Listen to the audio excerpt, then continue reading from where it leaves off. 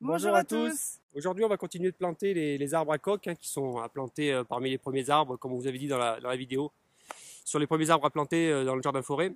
Donc on a deux noisetiers là, un purpurea, donc un noisetier rouge, et un pot-tête. Donc on va les planter, les répartir un petit peu sur le terrain. On a choisi ce secteur-là parce que c'est une zone où les noisetiers poussent bien, nous, naturellement. Donc comme toujours, on a choisi un endroit par rapport donc, à la technique de la souche. Donc là, on a une belle souche bien pourrie. Donc on va mettre le rouge, le noisetier rouge ici.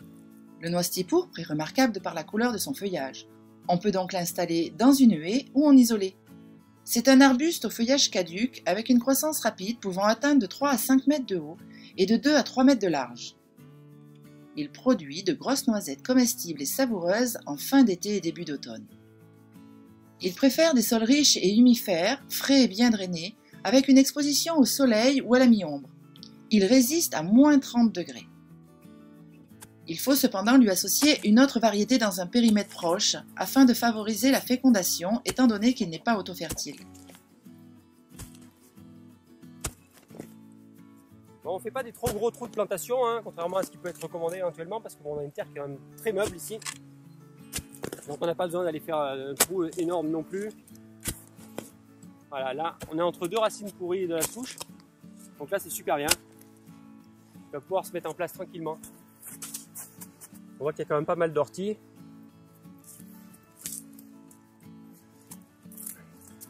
Et tout simple.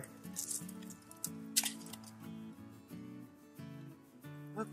Je plaque bien le long là. Attention à pas trop l'enfoncer non plus.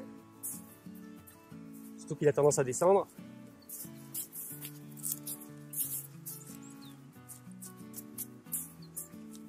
On va mettre une petite branche plantée comme ça pour pas oublier qu'il est là. Au fur et à mesure des plantations. Il faudrait vite oublier. Une fois que la végétation va reprendre au printemps, c'est assez luxuriant.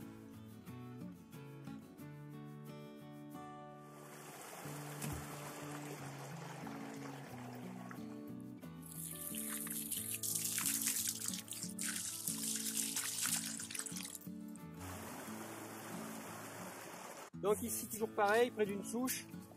Donc là on va mettre un pot-tête.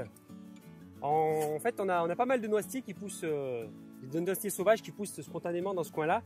C'est pour ça qu'on les implante ici. Et en fait on a un gros problème, c'est que nos noisetiers sauvages font des noisettes vides, complètement vides. Donc on va voir si en injectant un petit peu des nouvelles variétés, avec la pollinisation croisée, on arrive à obtenir des noisettes avec quelque chose à manger dedans. Les écureuils et nous-mêmes aimerions beaucoup qu'il y ait à manger dans les noisettes. Donc on va le mettre ici.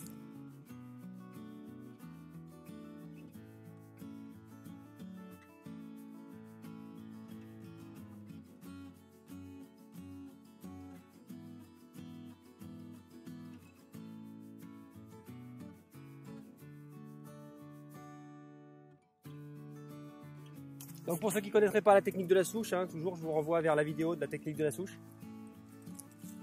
Quant au noisetier pot-tête, c'est une variété française récente, résistant à moins 20 degrés, et qui s'adapte à tout type de sol et d'exposition. C'est un arbre fruitier au feuillage vert et à croissance rapide d'environ 3 mètres de haut sur 4. Sa floraison se produit de janvier à mars. Il produit de petits fruits en grande quantité que l'on récoltera au mois d'août.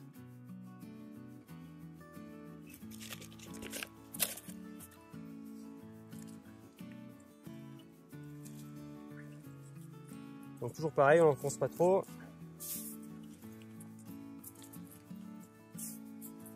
Bon, la terre est encore partiellement gelée, là on a de la neige, on a eu beaucoup de neige cet hiver, beaucoup de casse sur les arbres.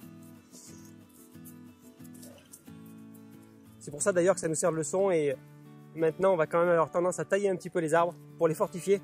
Parce qu'avec les dégâts de neige, on se retrouve avec des arbres complètement ruinés qui se sont cassés en trois et ça nous a servi de leçon cette année.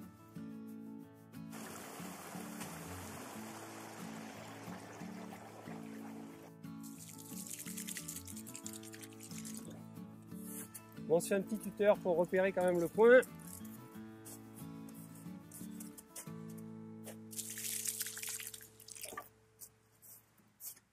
Voilà, c'en est fini pour cette vidéo. Si vous l'avez aimé, n'hésitez pas à mettre un petit like et à la partager. Et on se retrouve pour de prochaines plantations.